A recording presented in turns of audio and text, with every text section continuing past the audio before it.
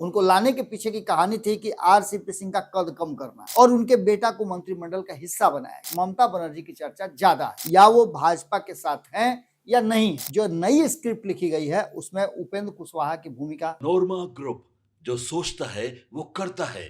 आपके अपने सपनों का आशियाना। नमस्कार, एक बार फिर से आपके सामने हाजिर हैं और लेकर के हाजिर हैं भीतर की बात। दो लाइनों से आज शुरुआत करूंगा। दो लाइन ये है कि और मत आजमाइए, जिंदगी खफा हो जाएगी। और मत आजमाइए, जिंदगी खफा हो जाएगी। समझने के चक्कर में सियासत, जिंदगी दफा हो जाएगी। जिस तरह की बातें सामने नजर आ रही हैं, बिहार की राजनीति की बात कर लीजिए या देश की राजनीति ने जिस तरह से करवट बदला है, उसमें दो चर्चाएं बहुत अहम हो गई हैं और ये दोनों चर्चा खास करके पिछले 24 घंटे से बहुत ज्यादा ट्रेंड कर रही हैं। अब इसके पीछे की कहानी क्या है, इसमें कितनी सच्चाई है, कयासों के बाजार तक ही सीमित रहेंगी या इस पर कुछ एक्ट भी होगा, ये तो आने वाला वक्त बताएगा। लेकिन संभावनाएं क्या क्या है, क्योंकि इन्हीं संभावनाओं पर टिका हुआ है आगे की बिहार और देश की सरकार, राजनीति और आने वाला जो चुनाव होगा उसका।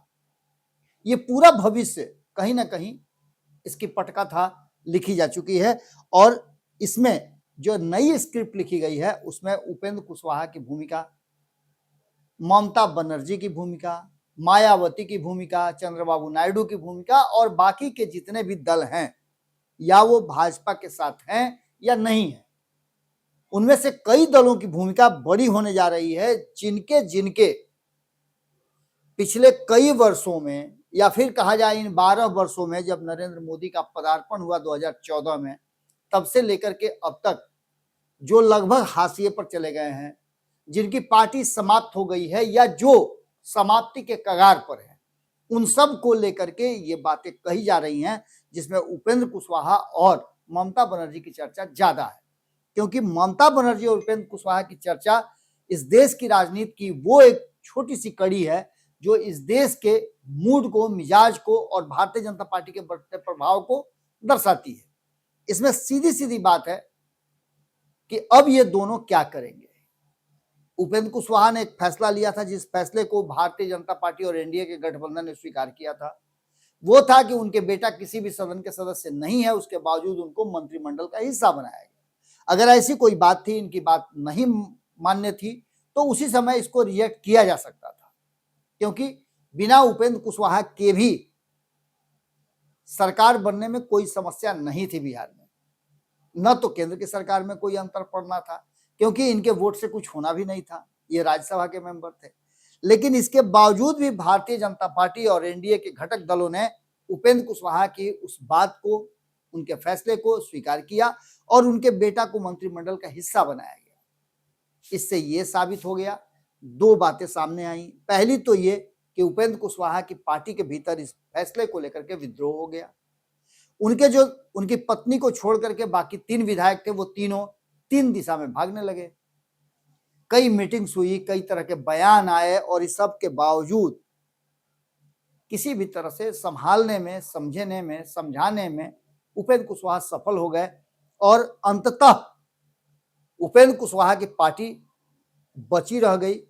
लेकिन उसके बाद जो कहानी नई लिखी गई वो काफी खतरनाक भी थी और ये एक तरह से समझिए कि उपेंद्र कुशवाहा के एक बार समाप्त होने की बात कह रहे हैं।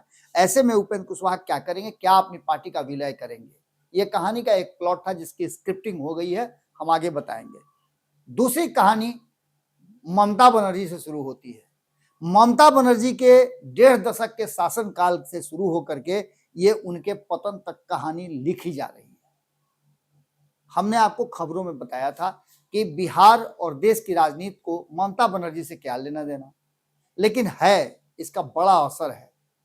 इसका बड़ा असर यह है कि ममता बनर्जी के घुटनों के बल आने के बाद कहीं ना कहीं भारतीय जनता पार्टी का बड़ा प्रभाव जो है वो देखने को मिला और इसने गैर भाजपाई दलों के साथ साथ भाजपा के साथ भी जो लोग हैं, जो उपेंद्र कुशवाहा हो गए, जीतन राम मांझी हो गए, चिराग पासवान हो गए, नीतीश कुमार हो गए, इन सब को, चंद्रबाबू नायडू से लेकर मैं सबकी बात कर रहा हूं, देश भर की बात कर रहा हूं, उन सब में एक कहीं ना कहीं मन में बैठ गया है संशय कि क्या उनका भी नंबर आने वाला है, क्योंकि शुरू से अंत तक आप देख लीजिए तो पिछले 12 वर्षों में कई लोगों का नंबर आया, कई लोग हाशिए पर गए, नीतीश जाते जाते बचे थे, लेकिन अंततः 2025 के चुनाव के बाद नीतीश कुमार के हाथ से बिहार की गद्दी, बिहार की सत्ता, बिहार की कुर्सी निकल गई।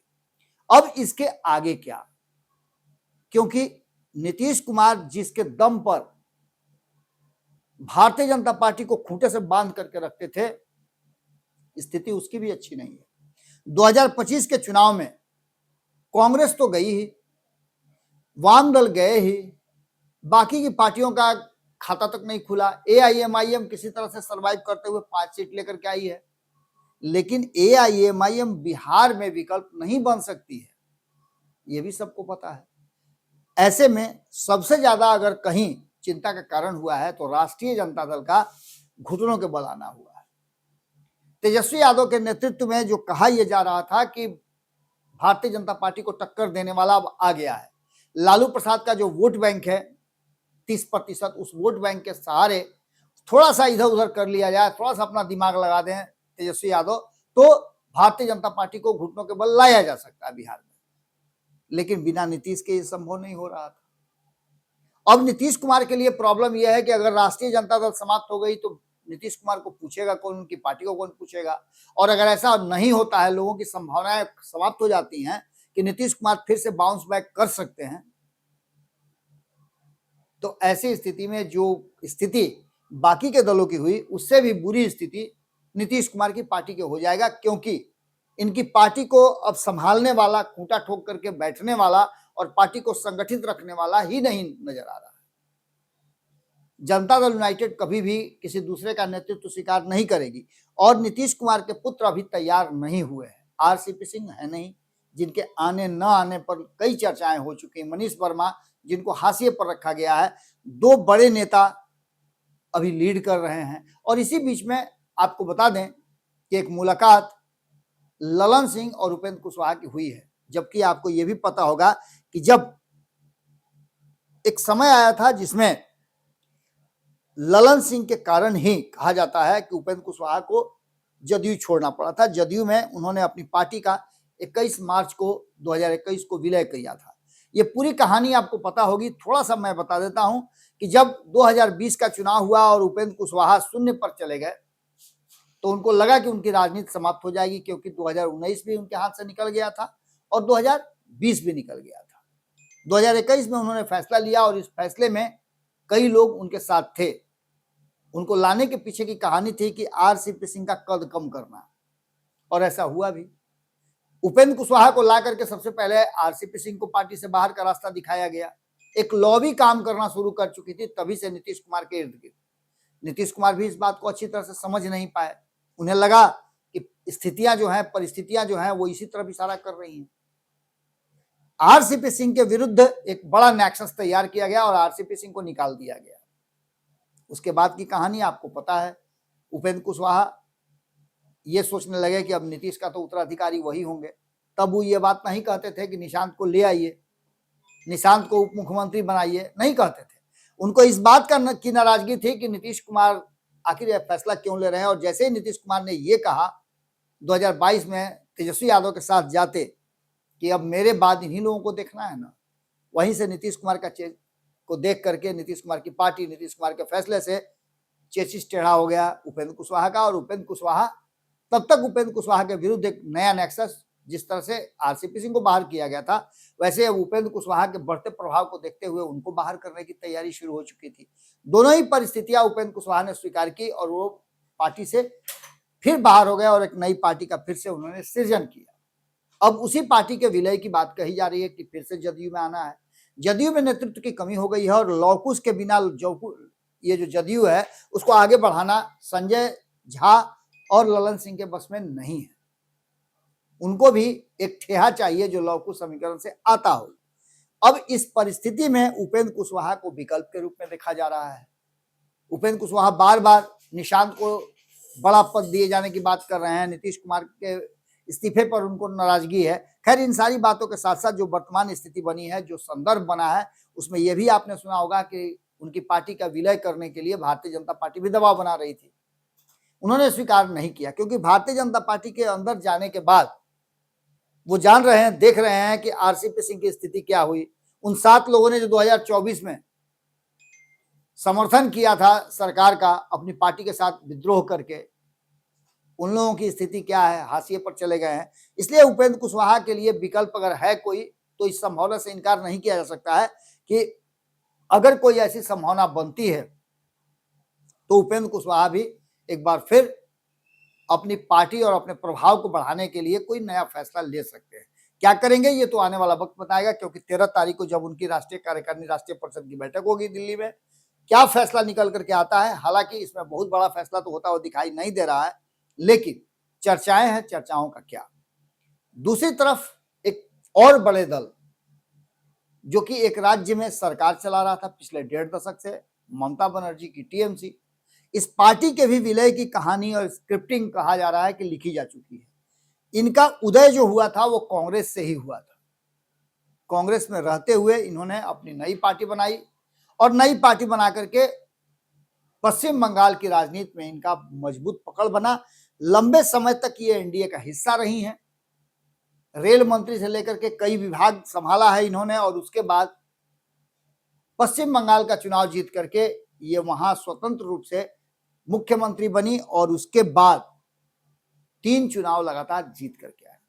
यानी 15 सालों तक ये मुख्यमंत्री रही। आने वाले साल में भी कहा यह जा रहा था, इनको इस बात का घमंड हो गया था कि अब इनको हराया नहीं जा सकता है। लेकिन भारतीय जनता पार्टी ने जो ताना बाना बुना, जो इनकी किलाबंदी घेराबंदी की, चक्रव्यूह में जिस तरह से फंसाया, टीएमसी फ्लैट हो गई। और अब टीएमसी के पूरी तरह से बिखरने, उनके विधायक से लेकर के सांसद तक के टूटने की बात कही जा रही है। तो विकल्प क्या है? विकल्प यह है कि नई स्क्रिप्ट जो लिखी गई है, जिस पर मुहर लगी है, उसमें अब ममता बनर्जी को कहा यह जा रहा है कि बेहतर प्रभाव के लिए और ज्यादा मजबूती के लिए वो कांग्रेस के साथ अपनी पार्टी का विलय कर सकती है। यानी जिस गंगोत्री से निकल करके गए थे उसी में फिर से विलीन होने का समय आ गया है।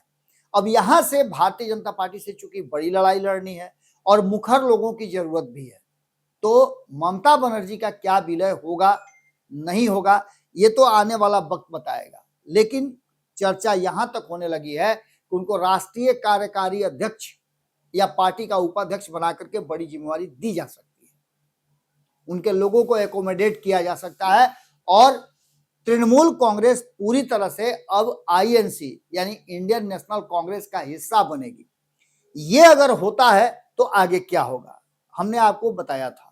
कल ही हम लगातार चर्चा कर रहे थे कि किस तरह से इस देश में एक राजनीतिक रणनीति बन रही है। इस राजनीतिक रणनीति में विलय, मर्जर, इन सब की बात चल रही है, साउथ से लेकर के नॉर्थ तक और ईस्ट से लेकर के वेस्ट तक। पूरे देश भर में एक अलग तरह का माहौल बन रहा है। झाल मूड़ी खिला खिला करके अपने सहयोगियों का दिल जीत रहे हैं प्रधानमंत्री नरेंद्र मोदी। और प्रधानमंत्री नरेंद्र मोदी के 12 साल पूरा करने पर किस तरह से कसीदाकारी हुई, किस तरह से उनके सहयोगी दलों ने उनकी बातों को रखा, किस तरह से उनकी बड़ाई की, प्रशंसा किया, गुणगान किया, ये सब कुछ आपने देख लिया है। लेकिन अब जो बातें सामने आ रही हैं उसमें कहा यह जा रहा है कि भारतीय जनता पार्टी से लड़ाई लड़ने के लिए अपने सारे आइडियोलॉजी को ताका पर रख करके हर किसी को, जो गैर भाजपाई दल है या फिर जो भारतीय जनता पार्टी से नाराज है, उनके साथ रह करके भी दाव खोज रहे हैं। उन सबका दाव पूरा तभी हो सकता है जब एक मजबूत गठबंधन बने, और वो गठबंधन जिसमें नीतीश कुमार भी हो, लालू प्रसाद हो, चंद्रबाबू नायडू हो, ममता बनर्जी हो, अखिलेश हो, शिवसेना हो, पूरे देश भर की जितनी भी पार्टियां हैं जो कभी एनडीए का हिस्सा हुआ करती थी, वो सारी एक जगह हैं और आ करके इस गठबंधन को मजबूत कर भारतीय जनता पार्टी के कमियों नाकामियों को उजागर करें। 12 साल के इस इतिहास में, नरेंद्र मोदी के शासनकाल में, इस देश ने एक अलग तरह की स्थिति को देखा है। वादे कितने पूरे हुए ये सब कुछ डाटा और कागजों पे लिखा हुआ है। लेकिन सबसे बड़ी बात यह है कि इस पूरी कहानी में किसकी उल्टी गिनती शुरू हो रही है। नेक्स्ट नंबर अखिलेश का है, क्योंकि बड़े बड़े छत्रप जो हैं वो भारतीय जनता पार्टी का शिकार हो चुके हैं। चाहे वो बात अरविंद केजरीवाल की कर लें, हेमंत सोरेन की कर लें, ममता बनर्जी की कर लें, उद्धव ठाकरे की कर लें, या फिर पंजाब में बादल परिवार की कर लें, हरियाणा में चौटाला परिवार की बात कर लें, जिसकी भी बात आप करेंगे, ममता बनर्जी से लेकर के मायावती तक और अखिलेश तक, इन सभी लोगों को कभी ना कभी दंश झेलना पड़ा है और अगला नंबर अखिलेश का है। अगर अखिलेश जो सबसे बड़े राज्य में, उस राज्य के तरफ से सांसद भी हैं और पिछले चुनाव में 2024 में उन्होंने बेहतर प्रदर्शन भी किया था, अगर वो पूरी तरह से अगर अपने पिछले रिकॉर्ड को भी कायम नहीं रख पाते हैं, जैसा कि देखने को मिल रहा है कि जहां जहां चुनाव हो रहा है भारतीय जनता पार्टी पूरी तरह से सफाया कर दे रही है, मैदान एकदम बिल्कुल क्लियर है, उस तरह से अगर होता है तो इस देश में निश्चित रूप से आने वाले 2029 के चुनाव में नरेंद्र मोदी भारतीय जनता पार्टी को किसी की जरूरत नहीं पड़ेगी और बिना किसी सपोर्ट के, जिस तरह से 14 और 19 में वो अपने दम पर बहुमत प्राप्त कर चुके थे, 2024 वाला जो कलंक है उसको भी धो सकते हैं और आने वाले समय में ये जो क्षेत्रीय दल हैं, छोटे छोटे दल हैं, इन सब का पूर्ण विराम हो सकता है।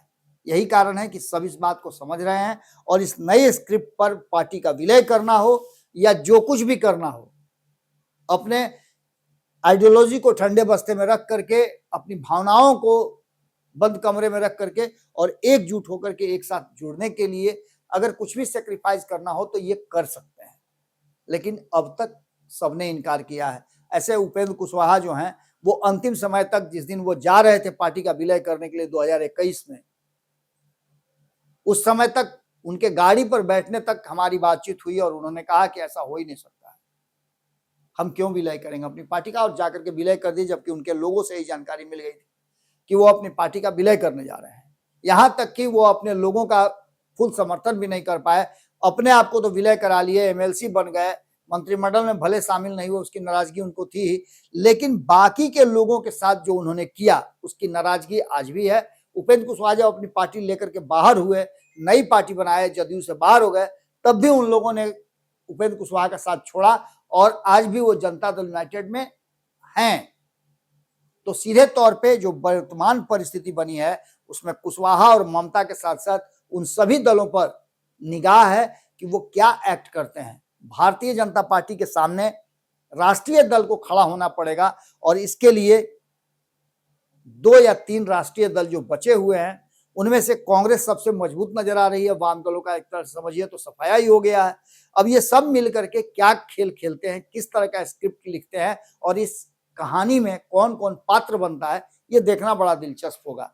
परिस्थितियां बिल्कुल ही विपक्ष के विरुद्ध जा रही हैं, लेकिन कभी कभी ऐसा होता है कि जब बहुत ज्यादा नीचे आप चले जाते हैं तो आपके पास संभावनाएं बच जाती हैं ऊपर जाने का। ऊपर से तो नीचे आने की संभावनाएं पूरी प्रबल रहती हैं, लेकिन नीचे से ऊपर जाने की संभावनाएं हमेशा प्रबल रहती हैं। देखना होगा कि क्या निकल के सामने आता है, क्या विलय की जो बात चल रही है, चर्चा चल रही है कयासों के बाजार में, वो होगा। आगे की रणनीति कुछ अलग कहानी लिखेगी, कब होगा, कैसे होगा, ये देखना बड़ा दिलचस्प होगा। जुड़े रहिएगा भारत लाइव के साथ, खबरों का सिलसिला लगातार जारी है। बहुत बहुत धन्यवाद। आपके सपनों को हमने सजाया है, ई होम्स पैनोरामा को हमने बनाया है। ई होम्स मेरा एक सपना था जिस पे मैं पिछले 4 साल से काम कर रहा था। हमने जो बनाया है वो सबने है माना। ई होम्स पैनोरामा में हो आपका भी आशियाना। और फाइनली हमने 2021 में इस प्रोजेक्ट को लॉन्च किया। बहुत लोग अप्रिशिएट कर रहे हैं कि पूर्णिया जैसे शहर में, बिहार के, एक तो बिहार की बात करें उसमें भी पूर्णिया जैसे छोटे जगह में इस तरह का लाइफस्टाइल देना, ये सुन के हम लोगों को बहुत अच्छा लगता है। ई होम्स में हमने कुछ और भी किया है, जैसे हम जिस जगह में रह रहे हैं हमारे फैमिली सिक्योर हो, उनको सिक्योरिटी का ध्यान में रखा है। आपकी सुविधा और सुरक्षा आपके लिए खास है, ये आपका विश्वास है। इसमें आर्टिफिशियल इंटेलिजेंस का 7 लेयर सिक्योरिटी का हमने इस्तेमाल किया है। लस ग्रीन कैंपस को बनाया है। यदि हमारा बाउंड्री वाल है तो वो वर्टिकल गार्डन है। ये जितनी भी फैसिलिटी होता है एक इंटरनेशनल टाउनशिप में ई होम्स है, ये हम लोग विश्वास नहीं कर पा रहे हैं। जो भी हमारे मित्र दोस्त या जो भी हमारे बाहर के बायर आते हैं तो हम लोग को बहुत अच्छा सुनने को मिलता है और बहुत अच्छा क्रेडिट मिल रहा है। वो सारा हमने सिर्फ एक बिल्डिंग नहीं बनाया, हमें एक बहुत अच्छा लाइफस्टाइल दिया ई होम्स में, और मेरा एक सपना था जिसको मैं आज फुलफिल होते हुए देख रहा हूँ। ये आपका आवास है। ई होम्स पैनोरामा में अब आपका निवास है। E homes Panorama, luxurious lifestyle redefined. Panorama group, जो सोचता है वो करता है। अगर ये वीडियो पसंद आई और वह बिहार के राजनीति और बिहारियत से सरोकार रखेनी तो सब्सक्राइब बटन दबा के चैनल के सब्सक्राइब कर ली। ओजे एगो घंटी बा, ओकरा बटन दबा देला से कुल सटीक और मारक खबर रुआ मुफ्त में मिल जाई। अगर रुआ पत्रकारिता के हमनी के नया प्रयोग में सहयोग कर चाहतानी तो ज्वाइन बटन दबा दी। पेटीएम नंबर नोट कर ली 9386816700।